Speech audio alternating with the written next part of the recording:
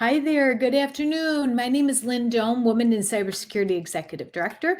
We often go by our acronym WiCyS. We spell it WICYS and pronounce it WiCyS, like we cyber sisters, because that's exactly what we are. We're a global cyber sisterhood.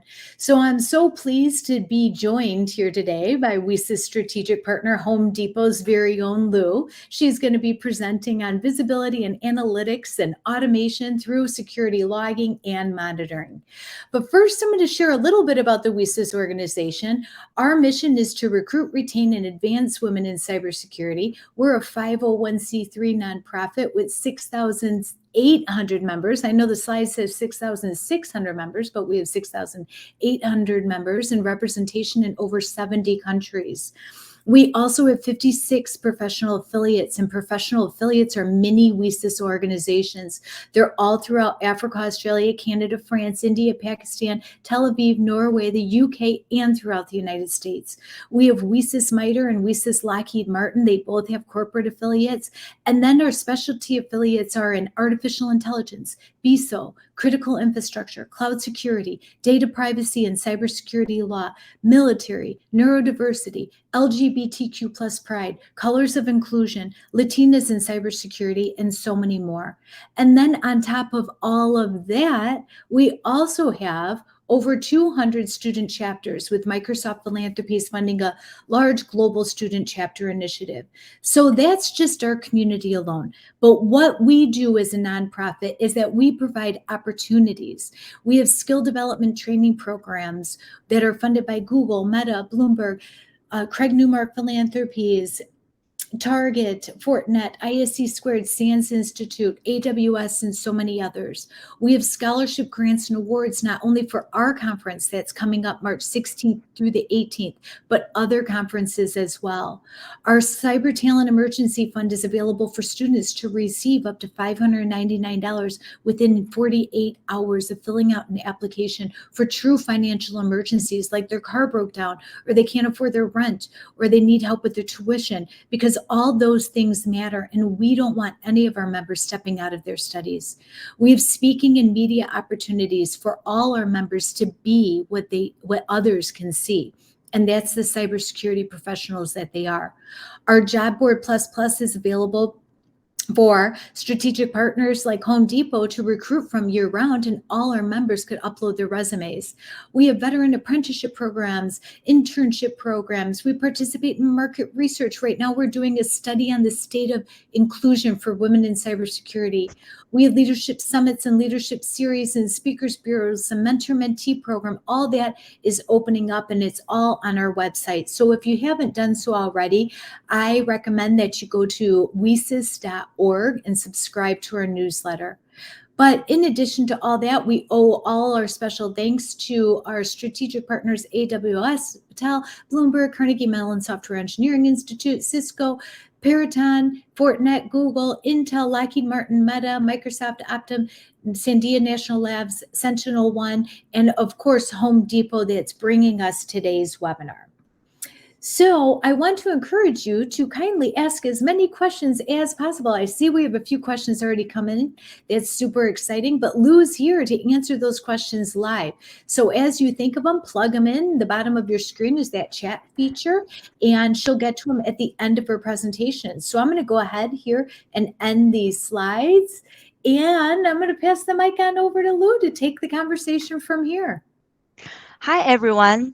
My name is Lu, one of the principal engineers at Home Depot in the division of cybersecurity architecture and innovation team.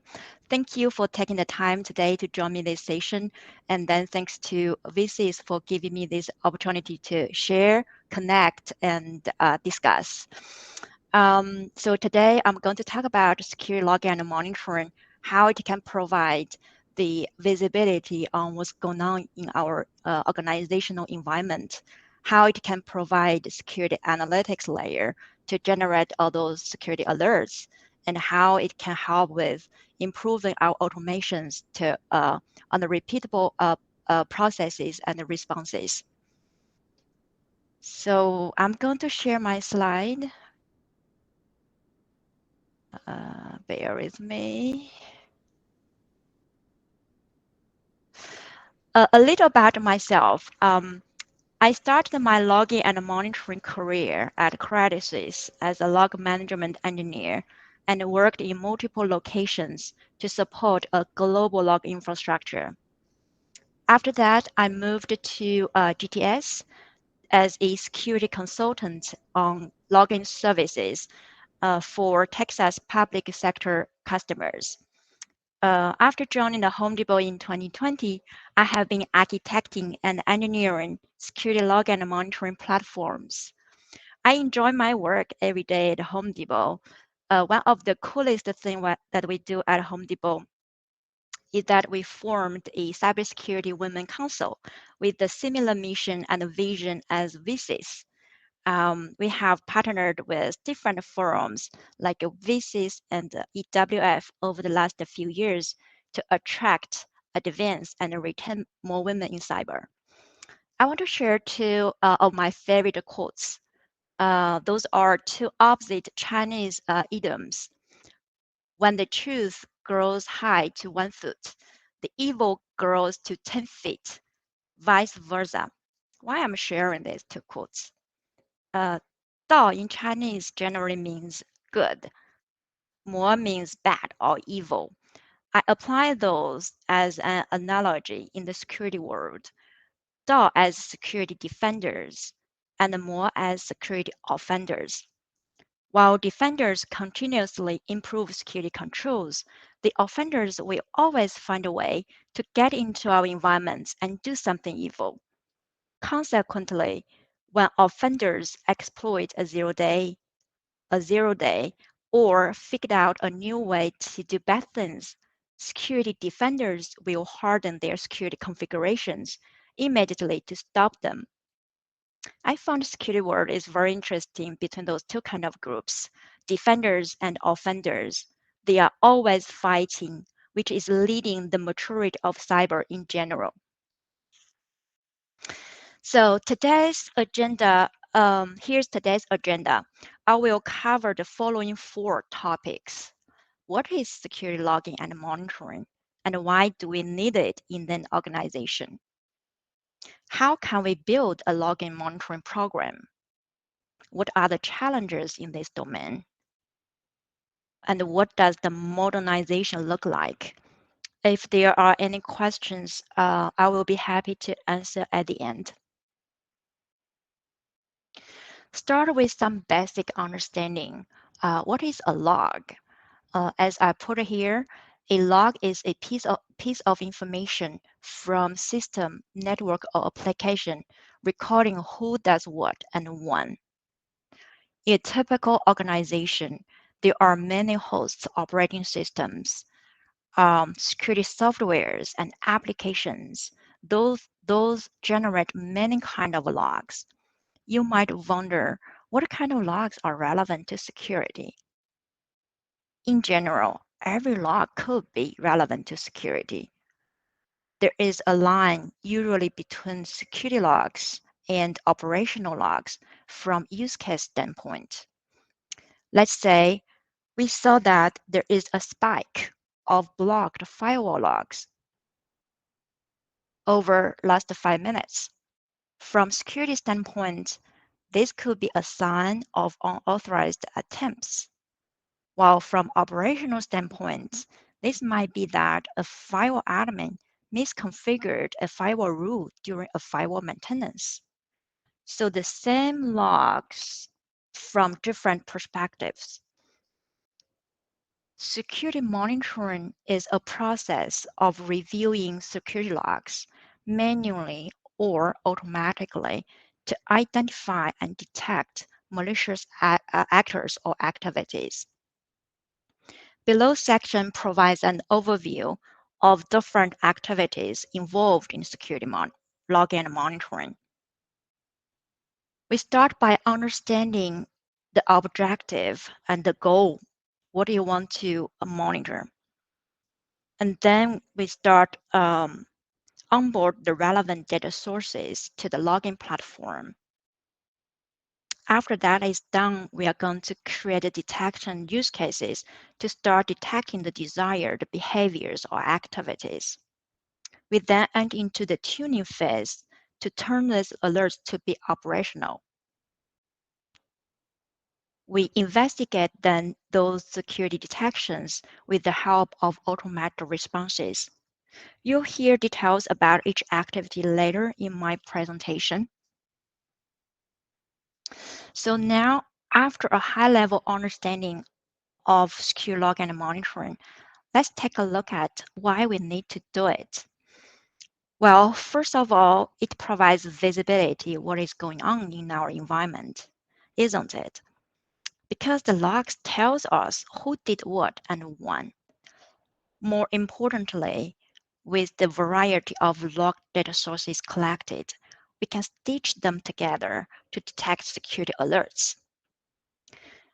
There are two buckets of security detections.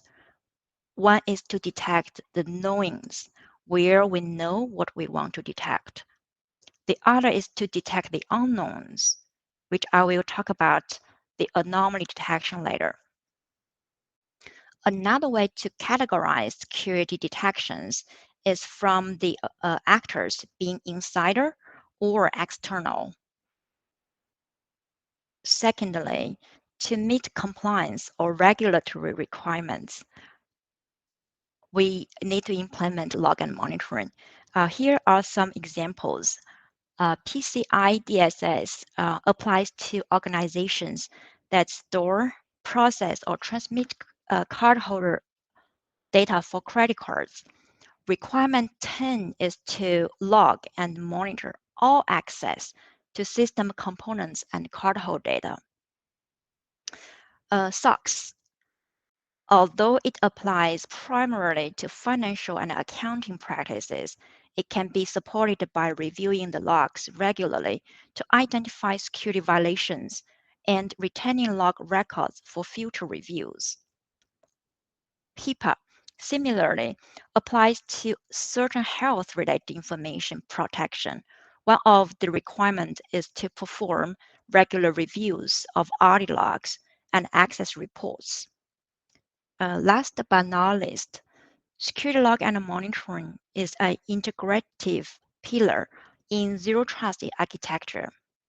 I'm not sure if you have heard of it. Zero trust architecture is an enterprise architecture that implements zero trust principles. Its core principles are continuous verification, limit blast radius to minimize impact if a breach occurs, as well as automatic context collection and response. What secure log and monitoring supports zero trust is again to assist with auditing, provide availability of logs for timely access, detect anomalous events, and automatic responses.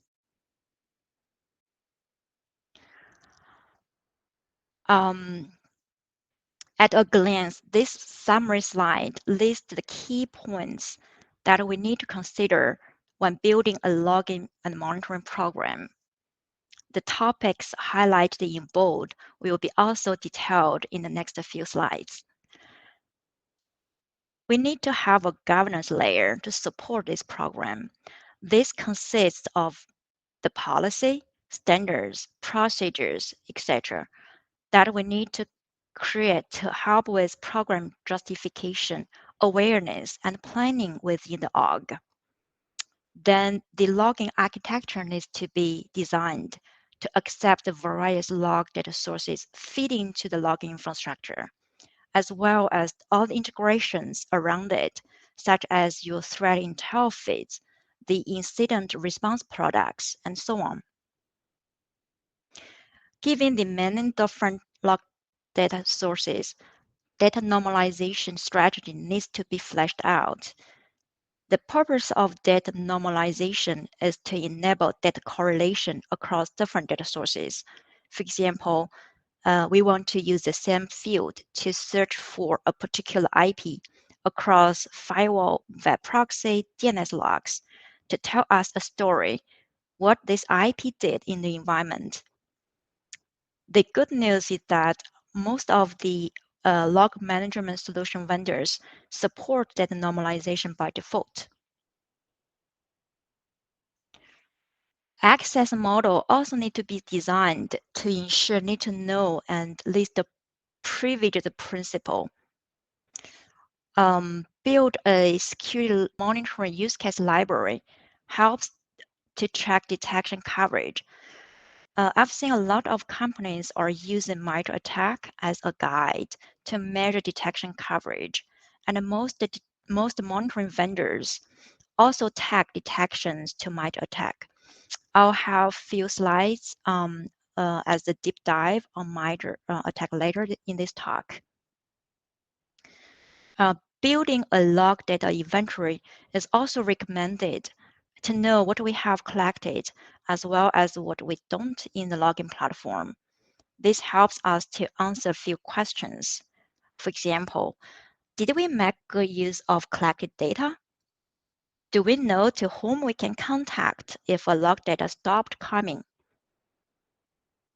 Then we will need to integrate with security incident response workflows to provide a centralized alerting and investigation for our security analysts. As the program matures, we also need to incorporate a log data growth plan to make sure we are on track of our current licensing. We need also follow a change management process to acquire necessary review and approvals before push any change to the production. This can ensure the service's resiliency and stability. Finally, we will need to build some metrics to continuously measure this program's maturity.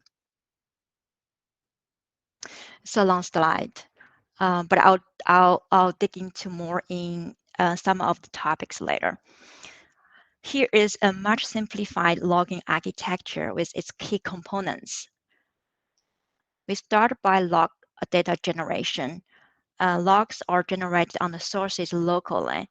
To reiterate, these sources could be your systems, your networks, or applications. Upon data forwarding enabled from those sources, a component within logging architecture called log receiver will receive those logs and pass on to the log processor to filter, parse, and organize the data. Data is then indexed in the log storage for the log analytics and the response component to query and use. Log data is disposed typically automatically at the configured retention. This conceptual architecture applies to either we have log management solution on-prem or on the cloud. When implementing those components, we could embed automations along the way to improve change control or process efficiency. Infrastructure as code is to use codes to provision and manage infrastructure like compute and network, while service as code is to use codes to provision and manage the configurations of the logging platform.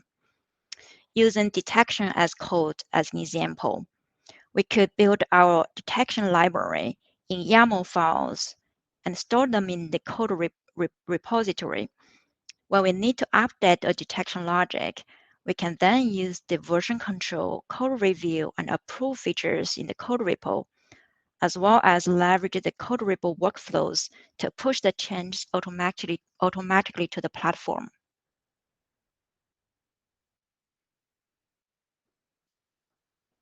Security analytics is to analyze the security relevant data to detect the knowns and also the unknowns. I consider security analytics with two levels: basic security analytics and advanced security analytics. Basic security analytics focuses on the rule-based detections with correlating various data sources. In the example of basic rule detection, we are defining a rule that is looking for multiple occurrences within a time frame when the regex pattern is detected in the logs, and the entity is in a list. A concrete example, what we are trying to do here is that we want to detect privileged accounts, failed logins exceeding certain times within certain period of time. In the chain rule detection example, we will use multiple rules to detect what we are looking for. A concrete example would be to detect a success login following multiple failed logins within a short amount of time. It could be someone tried to brute force to our environment multiple times and then a successful login afterwards. So this is the scenario that we want to detect with the chain rule detections. As you can see, basic security analytics work very well when we know what we want to detect. When it comes to detect the unknowns or the anomalies, we will need to apply advanced security analytics like statistical analysis or machine learning techniques. What is an anomaly? Anomaly is an outlier that deviates from typical pattern of behavior. There are three classifications for anomalies: point anomaly, contextual anomaly, and collective anomaly. I'll give examples shortly. A point anomaly is a single point that differentiates itself with the rest of the data points. For example, an employee, let's say Lu, typically connects to VPN at around 9 a.m. local time. But one day, she connects to the VPN at 2 a.m. If we pivot a time series of her VPN connection timestamp, we could observe a point anomaly on the day that she connected at 2 a.m. A contextual anomaly brings context around the deviation behavior. So what appears to be abnormal could be a normal behavior within the context. Still using me connecting to VPN as example. Because I am a security engineer, right? I could connect to VPN at 2 p.m. to do some changes of my systems. So this anomaly is expected in this context. Collective anomalies. Let's use the same example, but with the scenario that Lu connects to VPN at 2 a.m. in over 10 consecutive days. These activities are typically unusual because the fact that they occur all together within a period of time span. Machine learning has three types: supervised, unsupervised, and the reinforcement learning. The main difference between supervised and unsupervised is whether we can label the training set with what's normal or what's not normal for the training to train the models. For anomaly detections, most of the time, unsupervised machine learning is used because we do not know the unknowns, right? So we can't label the dataset. Machine learning techniques are being added to multiple security technologies, and they allow organizations to leverage their out-of-box models, as well as allow us to bring our own models to meet each organization's requirements. I want to add a powerful tool to help us improve threat detection coverage: MITRE framework. You probably noticed that I have mentioned it in the previous slides. MITRE framework is a global knowledge base of adversary tactics and techniques based on real-world observations. To help with explaining, I decompose MITRE framework in this visualization. It's not perfect, but using visual is one of my toolboxes to learn something quickly. Top to bottom, left to right. MITRE is separated into 3 matrices: ICS, mobile, and enterprise. Because adversaries are using very different collection of tactics and techniques among those different areas, being the most successful and popular and is more relevant to each of our enterprise. The enterprise matrix is further divided into different platforms with more granularity on the cloud platform. Moving down to this graph, if you follow the arrows there, each matrix contains a collection of tactics. Tactics are adversaries' technical goals. To achieve the goal, each tactic contains a collection of techniques that an adversary can perform. Each technique can be further varied by different sub-techniques, more like a hierarchical structure. MITRE also provides procedure examples about the details how adversary groups carry out a technique or a sub-technique to achieve a tactic. It also provides guidance how to detect and mitigate adversaries' activities. If there's a term that I would like you to remember about MITRE attack, it is TTP, which stands for tactics, techniques, and procedures. Again, tactic is the goal that an adversary wants to achieve. Technique is how the adversary achieve his goal.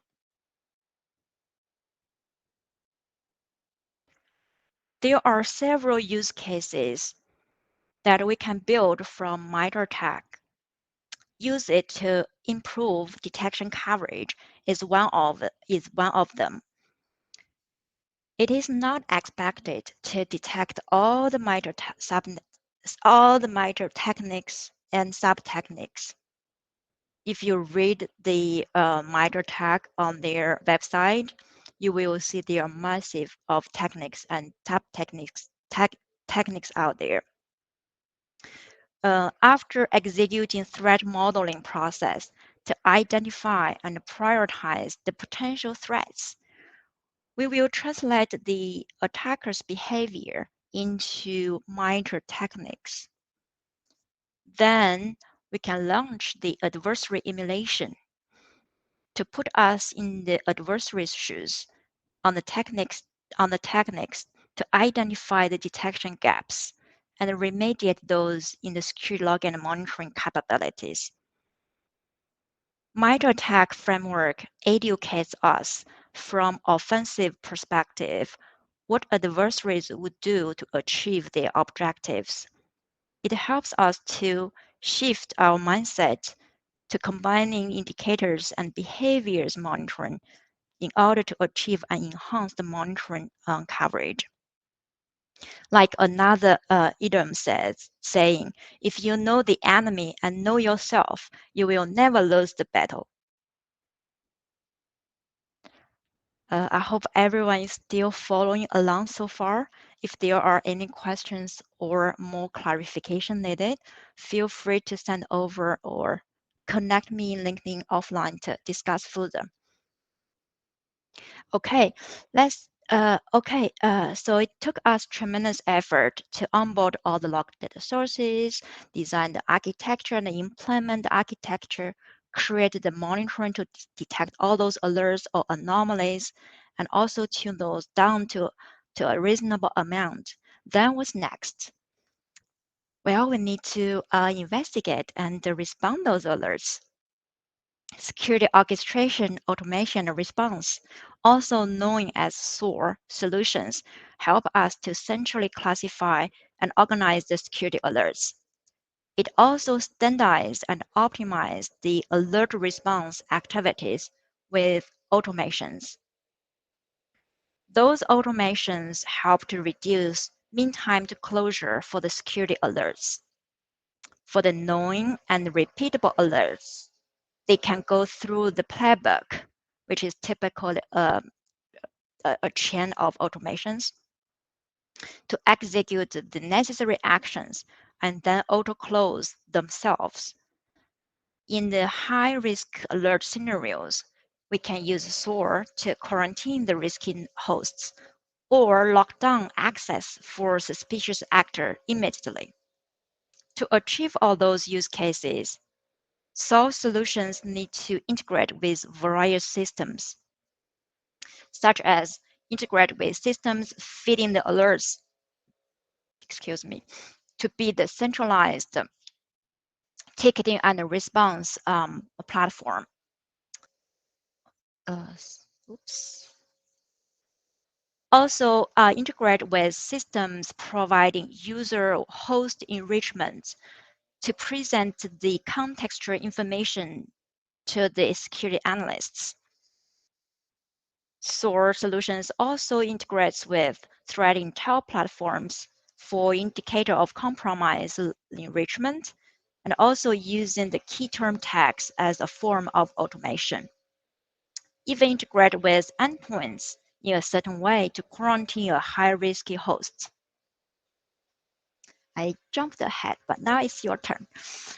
There is no need to go into the details about the maturity level measurement, but I want to highlight the necessity to set up some metrics to continuously measure the maturity level of the program. Only through quantified measurements, we can clearly track our progress and know where to address on both short-term and long-term. I've listed a couple of options for you to choose. Which one does not really matter. It is the mindset to use something to measure the maturity of the program and then address the areas that is not mature enough in the long run is the key.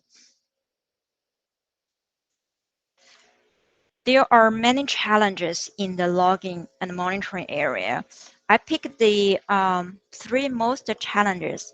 Sorry, I have some worker that blowing the leaves. It's just very loud. I hope you can still hear me okay.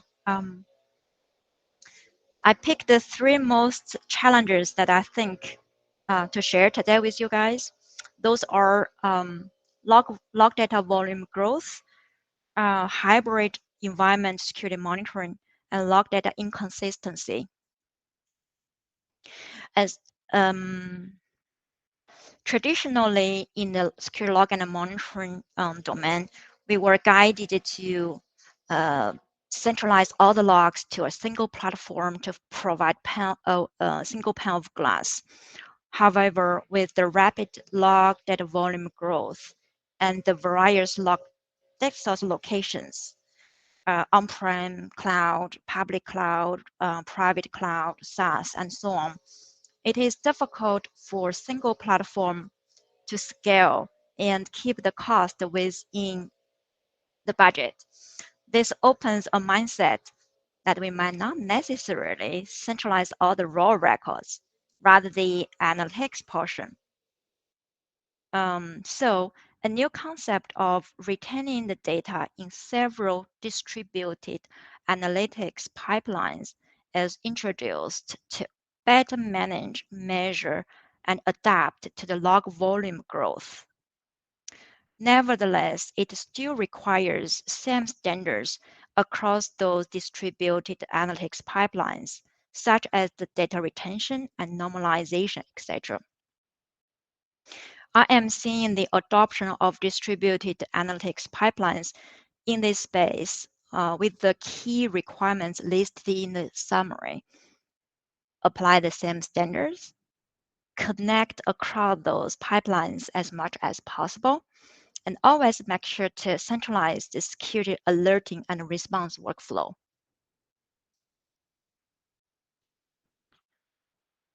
Cloud monitoring. As more workloads are moving to the cloud, a lot of organizations are facing challenges to monitor the hybrid environment. There are three cloud service models that are commonly used. LaaS, infrastructure as a service, PaaS, platform as a service, and SaaS, software as a service. Misconfigurations on the cloud being the major issue due to lack of training and rapid deployment demands. Those misconfigurations are vulnerabilities initially, but when exploited, they become real threats to our organizations. The workloads in the cloud are in ephemeral nature, which means that they might only live for a short period of time and then are replaced by the new ones. This dynamic asset inventory requires also the monitoring and response flows to be extremely dynamic. While it is doable, it will take us some time to get there. Depending on which cloud service model we are on, we might not be able to install or control our existing security software on the cloud workload. For example, our antivirus solutions or our vulnerability scanners and so on. This leaves a black spot for us, and we will have to rely on the cloud providers to implement those controls for us. As far as the login challenges go, the request to add additional log attributes can take a long time for them to deliver, and we might still need to normalize with the same data source on-prem to achieve a holistic visibility goal. Moving on to the remote force. As more and more employees work from home, the traditional network boundary does not work anymore. An employee's IP is his or her internet provider, so we can't trace back the user anymore. Last week, one of the team members asked me, "Lu, are you based in California?" "Azure Active Directory sign-in log says so." I said, "I'm not. I'm based in Georgia." Along with the remote workforce, some companies implemented the VPN split tunnel because of the bandwidth restrictions. VPN split tunneling lets us route some of our application traffic through encrypted VPN, while other applications have direct access to the internet. This implementation generated security risks because not all the network controls can be effective, as certain traffic is not going through them anymore. The third biggest challenge is to deal with the data inconsistency on the log content, timestamp, and data format. Those inconsistencies make it extremely difficult to process data properly for an effective security monitoring. I list here best practices for each element. Please educate our log producers to apply log attribute configuration to standardize the log attributes and apply across all the systems. Also encourage critical data source owners to inform any major upgrade to the logging team to ensure the corresponding parser are still functioning post-upgrade. Timestamp is one of the most important information in the logs to replay the activities from multiple sources that we don't want to mess around with it. We want to standardize time synchronization to support time settings across all the systems. Please use UTC whenever possible, or at least configure the logs to contain the time zone offset. Data format. In general, there are three different data format types: structured, unstructured, and semi-structured. I've shown some examples in each data format. The best practice here is that for the same data source, use the same format all the time. Within the organization, try to standardize as less data formats as possible so that the log processing would go a lot easier and faster.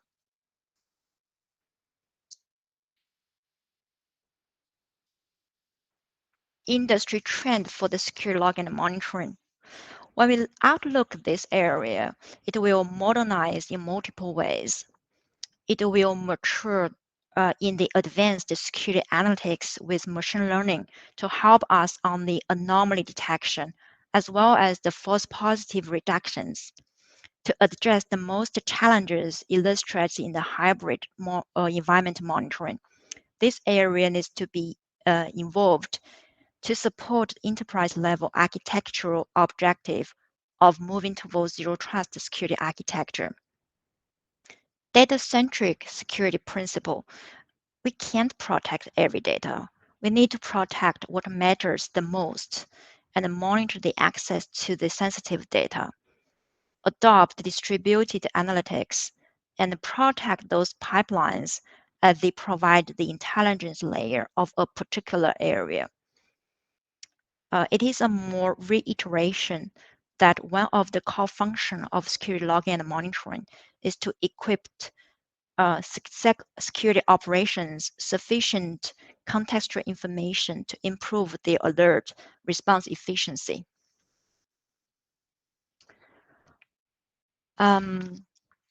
This brings us to the end of this presentation. I'm using the Gartner cybersecurity mesh architecture as a conclusion. Although this mesh architecture covers the entire cyber domains, I found it fits well what I wanted to talk about today. Read this slide right to left in the highlighted orange box. Distributed analytics pipelines are used to safeguard a particular domain, and all of them provide the analytics data to the security intelligence layer in the middle. Threat intelligence and analytics capabilities would be established to support security intelligence layer with dynamic and advanced risk-based scoring. Centralize your policy orchestration, playbooks, management to support centralized alerting and investigation.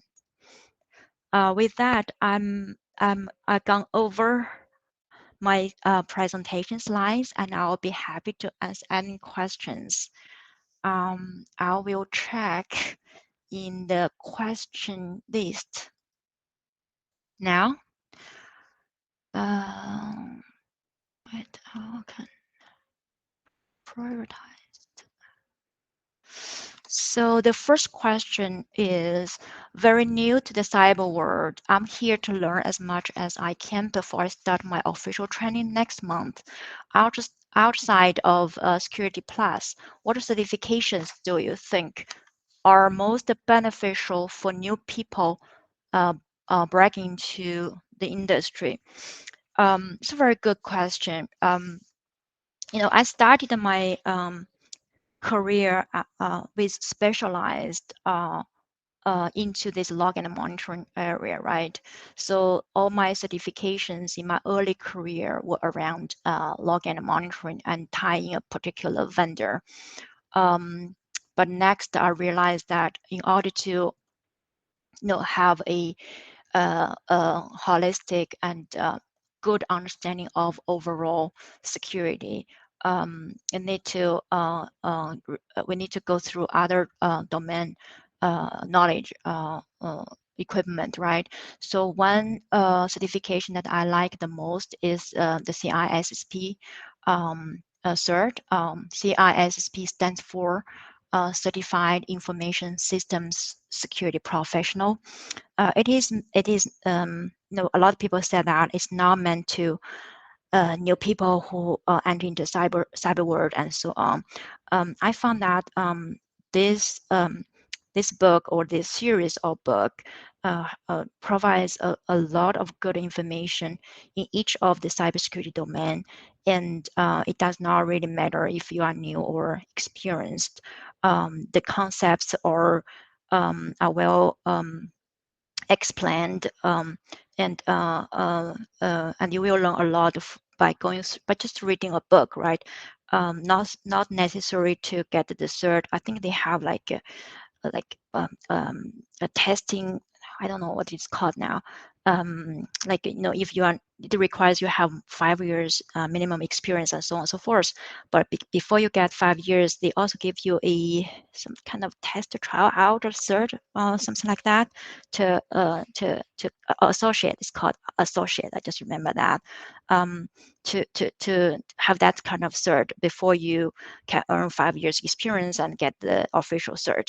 But it's I always recommend this cert, and focus on the understanding the different cyber domains, and focusing on collecting all the information you could be yourself, would be what I recommend.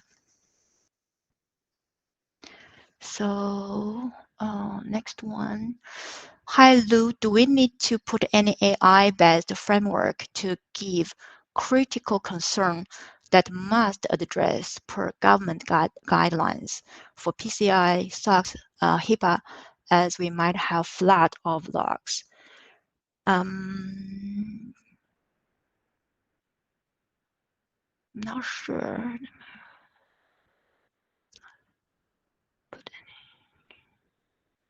I'm not sure about this question. So, all those compliance requires it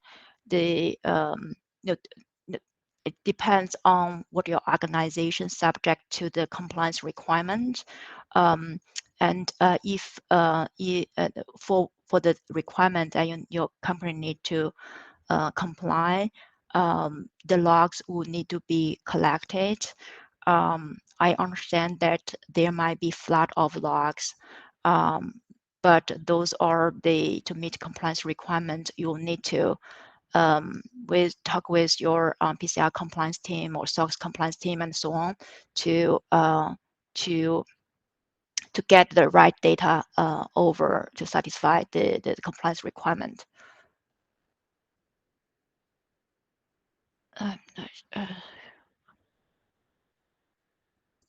I'll like, can you please I see that you changed your question. Can you please connect me offline, because I'm not sure if I get your question there. So next question will be, for those who are new to the login and monitoring, how to enter this field. There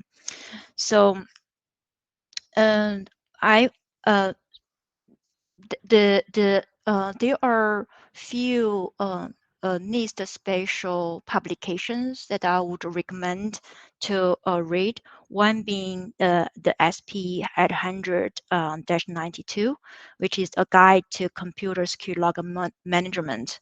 It really gives a very good overview about what computer security logs are about, how to manage it, and so on. As we always say, the best learning is to do something, put your hands on something, right? Try to find any labs that you can, or any area, or even with your own computer, right?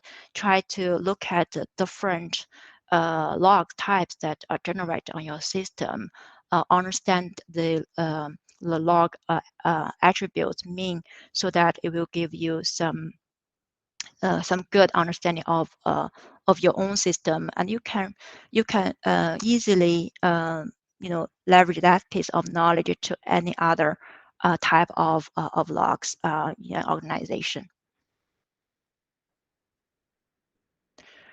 Have you observed conflict between log and monitoring needs for security purposes and concerns for individual privacies or privacy legislation? If so, how do you solve the conflict? Yes. So the we are dealing a lot of applications, right? So the applications are sending logs to our logging and monitoring platform. It could be happening that the application owners misconfigured the login configuration so that the certain sensitive information is logged in the data itself.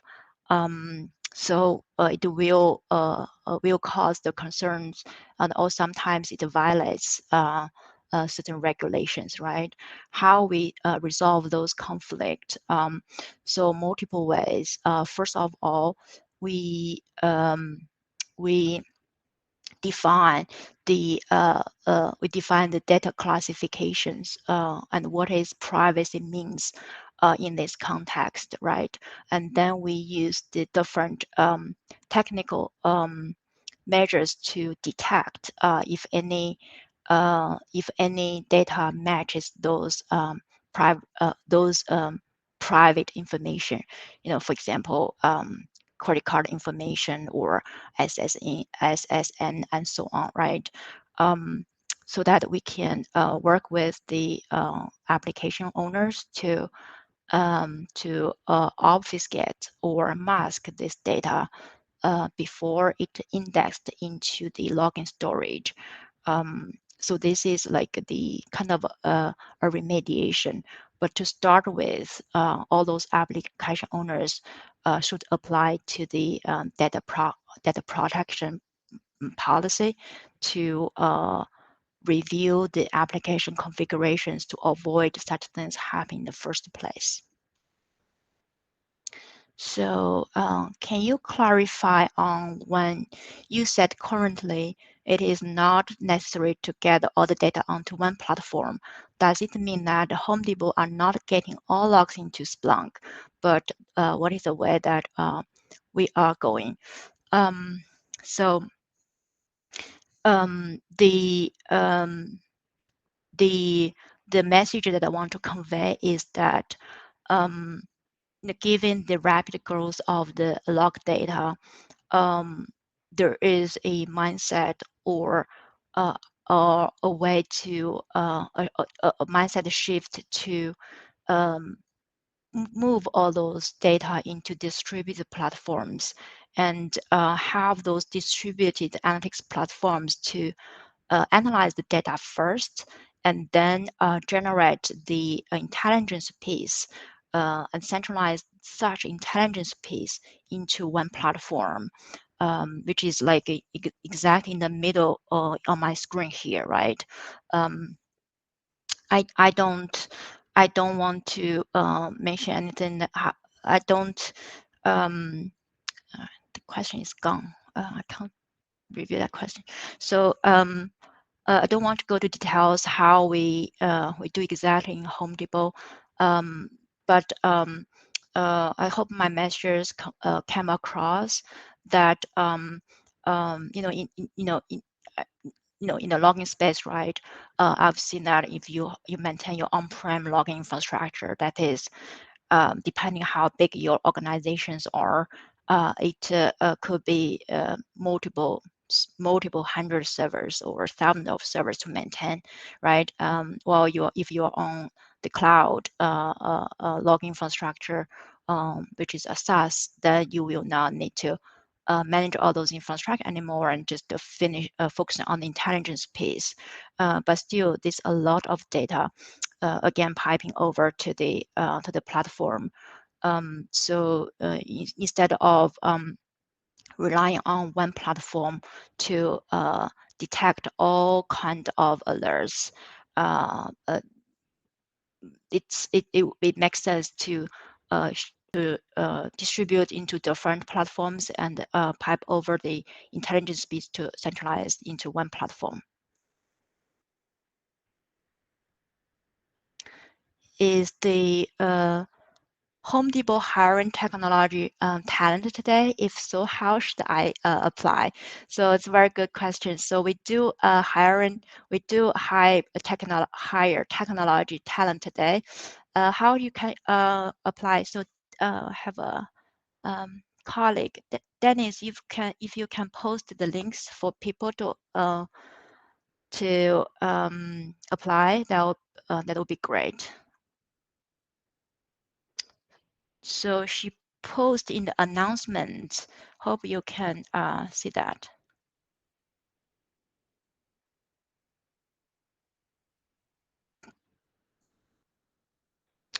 There is another question around. I know it explained how to break into the industry and creating logging systems, but for some cyber industry professionals who wish to bring data science, machine learning, AI into their own job environment, what is your advice? Where to start? And is there any training you recommend? So data science and machine learning has been a hot topic. It does not necessarily, it applies not only in the logging space, but for many areas, right? So to start with, I would just look at your existing technologies, right? To look at the vendor provided machine learning and data science capabilities and have the conversation with them to understand what a particular machine learning methods or models they are trying to build, they build in their technology. And that way it will give you an idea how you can apply to what you are going to, what you want to do in your own space.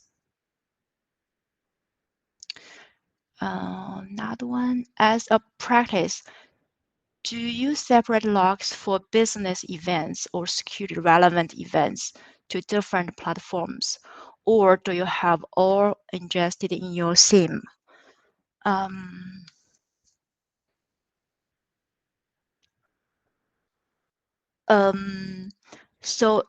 It depends. It depends. The SIEM platform being a technology in the cyberspace is to support the business needs. The business background is for sure an important information to incorporate with the cyber technology.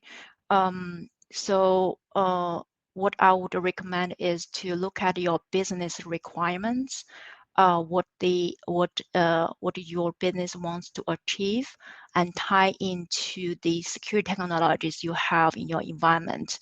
I've seen different ways that companies do. So I would tailor to your specific organizational needs.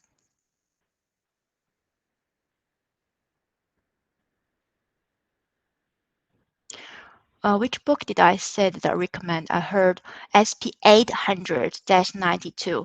It is not a book, but it is a NIST publication.